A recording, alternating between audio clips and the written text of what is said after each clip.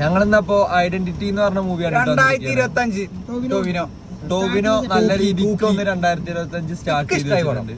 പിന്നെ ആ പടം കണ്ടാൽ തന്നെ അറിയാം അത്യാവശ്യം നല്ല റിസർച്ച് ചെയ്തിട്ടാണ്. ചെറിയ രീതിക്കൊന്നുമല്ല, സ്ക്രിപ്റ്റ് നല്ല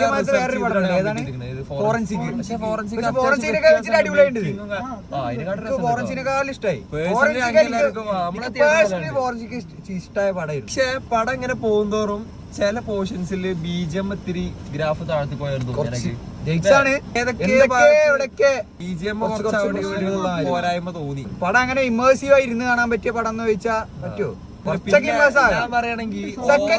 സെക്കൻഡ് ഹാഫ് അത്യാവശ്യം നമ്മള് ആക്ഷൻ ബാക്ക് ചെയ്തിട്ടൊക്കെ ചെയ്തിട്ടുണ്ട്, ചേസിങ്ങും കാര്യങ്ങളൊക്കെ ആക്കിയിട്ട്. ഓവർ എക്സ്പെക്ടേഷൻ വെച്ചിട്ട് ആരും പോണ്ടെന്ന് ഞാൻ പറയുള്ളൂ. ചിലപ്പോ അത്ര പ്രതീക്ഷ വെച്ചിട്ട് പോയി കഴിഞ്ഞാൽ ആർക്കും പറ്റിയെന്നല്ലടാ. പടത്തിന് ഇത്തിരി കുറച്ച് ആക്ഷനും വയലൻസ് പോലൊക്കെ വരുന്നത്.